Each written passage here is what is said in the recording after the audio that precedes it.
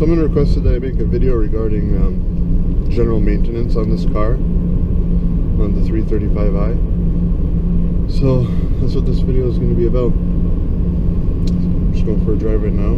It's a Sunday afternoon. The car has just about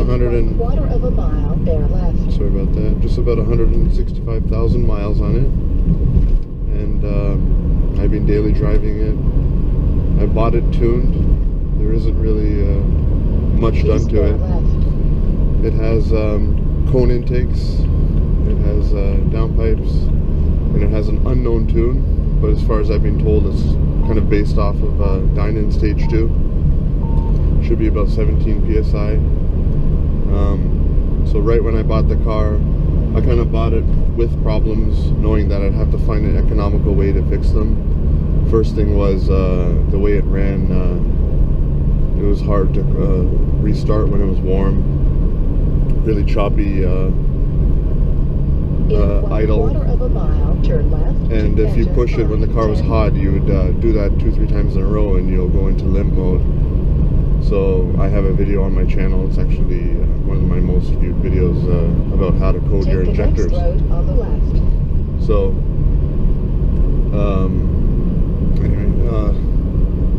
so it was about how to code your fuel injectors, how to change them out. That seems to have helped a lot of people out.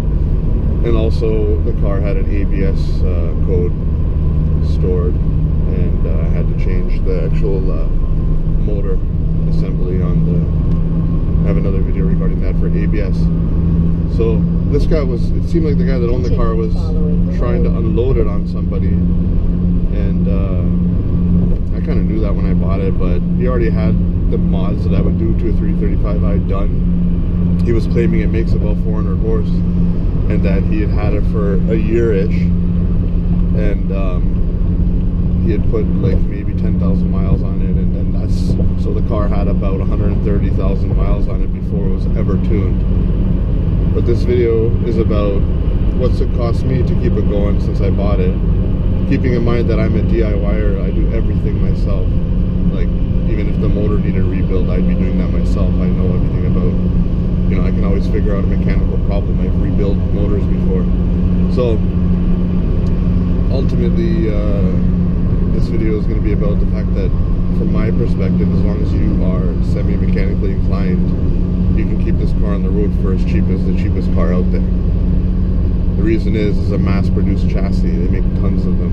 So yeah, the 335i can be expensive to maintain, but the actual parts of the car that could wear out, break down, are a dime a dozen.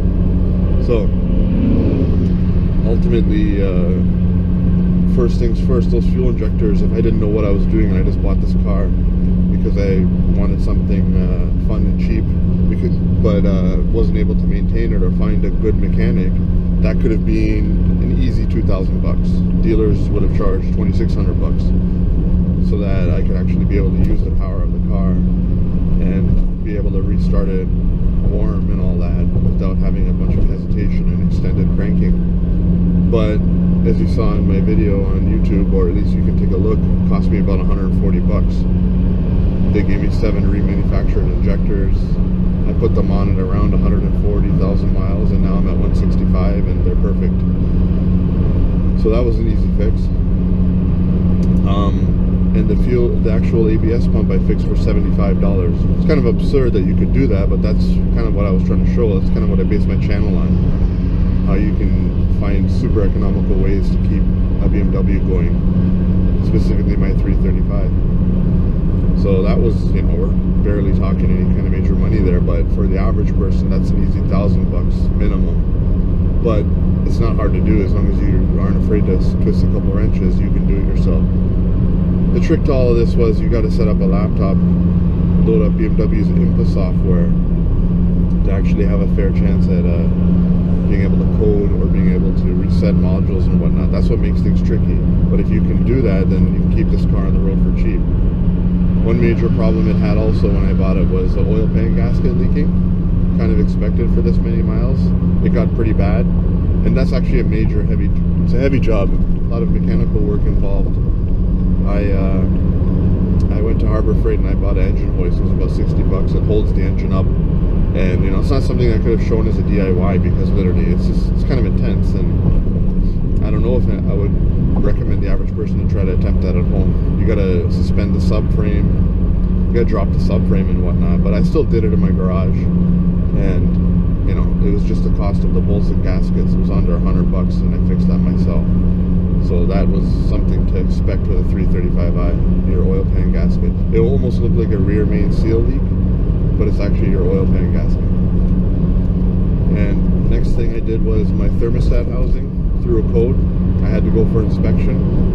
That cost me about 120 bucks for a legit one. There's a lot of ones on eBay for 40 bucks, but they're garbage quality.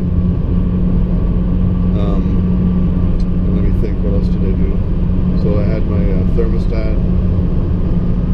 I'll have to, you know, edit this video just as I think about other things I've done. I did my driver's side rear window regulator for like 19 bucks. I bought a cheap Chinese knockoff regulator. I have another video showing how to change your lock mechanism. I paid 65 bucks to fix that. That was used. My center support bearing, that was kind of a heavy job as well, but doable. It let go, so it was just when you hit the gas, even just semi hard, you just hear the drive shaft bouncing around. That's probably because the car's tuned, has more power and more susceptible to failure. I changed that for 30 bucks off eBay. My passenger side rear tire wore out. It's their Michelin Pilot Sports. Lucky enough, I found someone that was selling one for 100 bucks, and it was literally 90% on it. So I tossed that on. I got it done. I just took it to a tire shop, and they charged me 30 bucks to install it. So that was 130 for one rear tire. But now all four of my tires are actually 80+% and in good shape. One thing that didn't cost me anything was my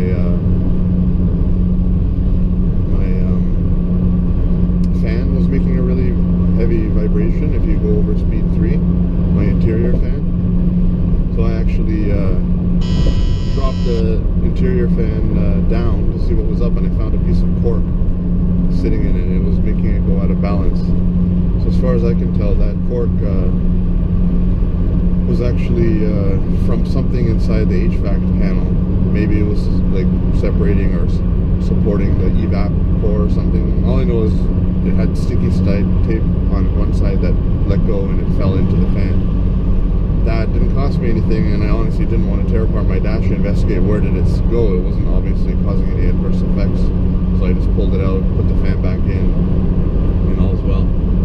I gotta change my windshield. I don't know if you can tell in the video, but it's cracked up. I haven't done that yet. And to be ready for my emission test, I had to flash the ECU. I show a video on that. That didn't cost me much. I just bought image deflasher, so the cost of the flash software was about 75 bucks.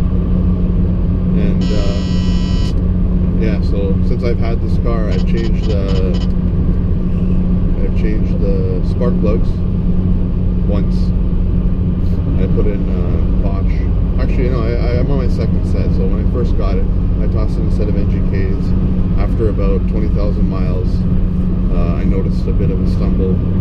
Actually, it wasn't anything to throw a coat or whatnot, but I just figured they must be taken somewhere. So I changed those out. I just put the original Bosch ones back in because you know, this car's not running E85. It's just 93 octane and simple mod. So you know, if it's making around 400 crank, there's no reason why I'd have to run the NGKs or colder plugs. I'm just running OEM plugs. Well, I know a lot of people that have these cars are running E85, but that's a little too complicated for me. It's plenty fast as it is. Maybe I'll show a little clip near the end of this video to show that, like, even at 165,000 miles, it still pulls hard. The transmission still shifts perfectly, and it drives great. So yeah, like I've had it for it'll be 2 years in May. So I've had it for more than a year and a half. I've put 25,000 miles on it. A lot of it was highway. The way I'm in Houston, the way it's set up, it's like all, you know, to get anywhere, you're on the highway, you're on the interstate, and then there's frontage roads on the side. Originally from Canada, so definitely a big difference. You can have fun though, lots of wide open stretches, and this car is great in a straight line. So yeah, I'm happy with the car. It's September now, almost the middle of September, and I don't know if you can read my instrument cluster, but it's 94 degrees out. So, you know, living in Houston, AC is really important. The AC on this car is perfect. It's great. There's not one single problem on the car right now. Everything's perfect. And I'm just the kind of person that stays on top of nitpicky things, because if you don't address them right away, they lead into more problems. Next thing you know, you have 10, 15 different problems on your car, and then you're like, should I get rid of it? And, you know, BMWs, you gotta just like jump on the first little problem that happens as it happens and just forget about it. You can fix them for cheap. I don't care what it is on this car. Like literally, it could be anything. Solenoids in the transmission, Vanos seals in the engine. You know, the thing about BMWs is their transmissions and their engines are stout. They last longer than your average car. It's the small little things around them that let go. So you shouldn't have catastrophic failures with the BMW as long as you take care of the small things. So you shouldn't be afraid to buy one of these and push it up to 250,000 K if you can handle the small things and do some mechanical work yourself, because labor rates on these cars are insane. Resale value on these cars are terrible. You can buy, at least in Houston, you can buy a clean one with 140,000 plus miles for $6,000, $6,500 bucks. That's insane for the power you get. People have said that the engine in this car is the next, you know, kind of like the next 2JZ for what it is. Everybody's going after the N54s for tunability. Soon the value of the powertrain will be more than the value of the car, and people are going to rip them out for swaps. It's already starting to happen.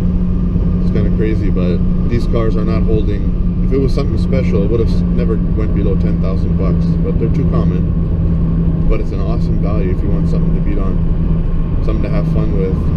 I average 23 to 25 miles per gallon, yet, you know, the way the torque comes on, you can literally like catch most cars off guard, even like a new Mustang. Your power just comes on so instantaneously that you're already 2-3 car lengths ahead before they can react, and in daily driving situations, you're good to go. This is my first real, in a long time, automatic car with as my daily driver. I've always just had standard, but I was sitting in so much traffic or whatnot. I'm like, I want an automatic that I can still have some fun with, and I was weary of this, to be honest. 140K when I bought it, and I've gone through my powertrains. I've had WRXs, I've had Contours, SVTs, and all, you know, like I've blown diffs, I've tore apart gears. Like I used to drive really aggressive. Nowadays, you know, not so much, but at the same time, you know, automatics usually didn't survive my daily driving. But this thing's a beast in terms of how it handles everything. I've never had a BMW powertrain let me down, that's for sure. And you know, definitely enjoy it. It's a great car for the money, and it's, you know, underappreciated. I know a lot of people appreciate it, but value-wise, people are afraid of it because one simple little problem: high pressure fuel pump, a couple grand, injectors, 2,600 bucks, ABS pump, $1,300. You start adding these $1,500 problems up, people say, well, yeah, I can buy that car for under 10 grand, but it's going to cost me 10 grand in 1 year to work out all the kinks. For me, I did the same thing, but I worked it out for under $1,000 bucks. You know, and I'm actually showing people how to do it on my channel to help people out, because I think it's unfortunate that these cars are going to be parted out pretty soon, because they're worth more in their parts than they are in their individual, you know, as a whole. People that are keeping 330s, 328s on the road would use the parts from this, sell the powertrain for 4 grand. People swap it into an E30, for instance. You know, there's not too many cars that you can make 500 crank horse on stock turbos. And you know, but if you're just daily driving this car, just putting around, it's like it's a 330, or it's a little bit better than a 325. Nothing special. It daily drives perfectly fine. Like literally no complaints as a daily driver, no quirks. It's just your run-of-the-mill 3 Series. You can't go wrong. It's playing things safe. But as a car that every once in a while, if someone's pissing you off, you want to get away from them. You know, the way the way it downshifts and the way the torque comes on, it'll give a 500 horsepower car a run for its money while tuned. Yet it can still average over 20 miles per gallon. It's kind of like a Corvette in terms of bang for your buck in that respect, but it's a family sedan. You can get it for under 10 grand. You know, unsuspecting. It's a sleeper. Doesn't look special. You know, it's nothing. I don't think it's anything special looking. It's all right. Like, people like it. The coupes look pretty good. Sedans are all right. I just bought it because I needed a good daily driver to replace my old 330i, and I've had fun with it. And I'll plan to continue making videos on my channel here as much as I can, just for whatever comes up with this car. I've hit a couple of the major problems, but even if I gotta get in the motor, I'll be making a video about it. I've decided, like when I was doing my oil pan gasket, I just figured, you know, that pulling out the camera every few minutes is gonna be a huge pain in the ass. But you know, I'll do it from here on. My water pump was done by the previous owner, so I'm good to go there. That's not something to come up for a little while. That's a major problem that you should expect to have happen to you. Cost you probably $1,000 minimum, but do it yourself. It's actually easy in my opinion. It's an afternoon's job. You can probably do it for $350 yourself. And I think there's other people that have put up videos on how to change your water pump. I'm trying to think of anything else. So yeah, I did have one problem. My power steering pulley let go. It actually contacted the subframe. It's a known problem, and it shredded my belt. So then I drove it up to Canada. I was actually visiting, so I went to my buddy's shop, bought a pulley for $80 Canadian, a belt for like 20. Luckily, it didn't shred up and go and push in the crank seal. That can happen. So if you have one of these cars, check the condition of your power steering pulley. If it has a chip, it'll be on the back side, and that could lead to you shredding your belt, and then that could lead to the belt shredding in such a way that it gets fed through the front crank seal into your pan, clogging up your oil pump, blowing up your motor. That's a major thing that you want to watch out for. If you have your original pulley on a 100,000+ mile car, it looks a little bit, you know, lost its color. It's no longer shiny. Change it. And I changed one upper radiator hose. That was like $50. And while I was up there, my HIDs, my one ballast on the left side went bad. I was buying from Canada because I was up there and I had to fix it. I bought that for $100. And then when I was in there, I took apart the headlight and noticed that the wires were starting to, because I guess from being in Houston, the dry heat, not dry heat, but just the excessive heat caused them to have some cracking. So I re-shielded all the wires inside the headlight. And that was just me, like, while I was talking, trying to think of anything else I could think of. I think I covered everything here. So we can add all that up before I conclude this video. I'll do a real quick acceleration pull from a stop. And I'll also talk about how much that all adds up to, you know. But definitely nothing crazy. It's all about you got to be willing to do some of your own work, though. And you can't be afraid of the mechanical stuff. You don't have to be super mechanically inclined, you know. You just have to, you know, in my opinion, what makes somebody mechanically inclined is, do they have common sense in terms of torque values? Do they know how to not strip a bolt? Do they know how to not over tighten something? If someone says 20 foot-pounds, can you grab a wrench and show me that? Did you get to 20 foot-pounds? Or was your perception of 20 foot-pounds 40 foot-pounds? You'll break shit if you do that. So that's my point. Common sense, you know, if you're not mechanically savvy, but you're good at following directions, you buy something from IKEA and you have no problem whipping it together, then honestly a car would be no different. It's just torque values. Get a torque wrench, 1/4 inch, 3/8, 1/2 inch, and look up the torque specs. As long as you follow that, you're not going to break anything. So I hope some people enjoyed this video and gives you an idea as like an extreme, I would call myself an extreme DIYer. Under no circumstances would I take my car to a mechanic or a dealer.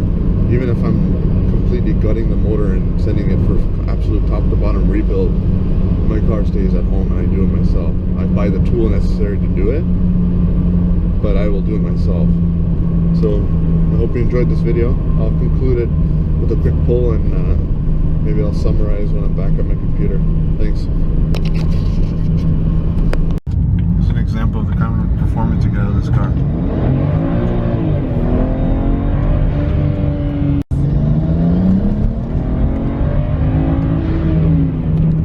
One thing that I figured some people may want to know is, how does a 335i compare to an E30 M3?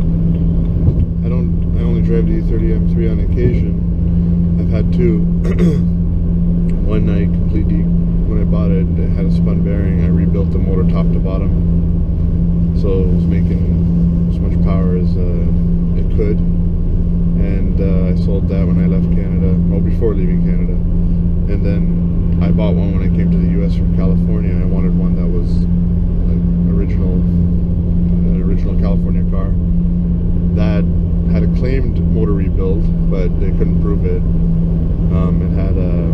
It still has a Miller MAF conversion, and you know, pulls, if anything, it pulls a little bit better than my old one because it's got a couple things done to it.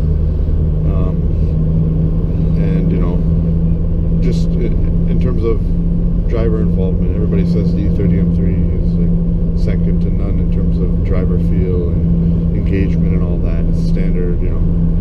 So I had a 330i sport package before this. It was an E46.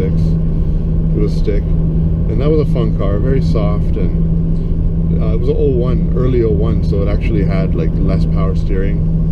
BMW backed off on the power steering feel, and then they brought it back because people complained. So it was very soft, steering was very vague, but it was a good fun daily driver. You feel very isolated, and it was very comfortable. This car actually has active steering, and it's actually quite the steering feel surprises me.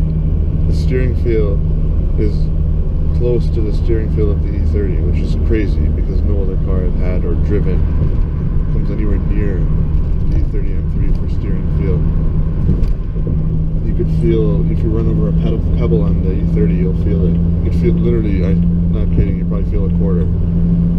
So this car has really, really good steering feel. It took a little while to get used to the active steering, but it has great steering feel.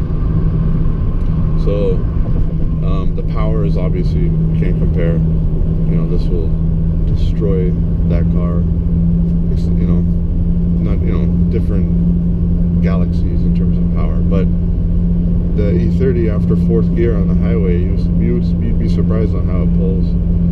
It's not about the power on that car, but like ultimately driver engagement on the E30 is great. The road feel is better, but the comfort is more on the E30. You don't even get hit as hard on the bumps. The 335 is actually a little more firm than the E30. So it just goes to show like what made that car special. It was light and all that.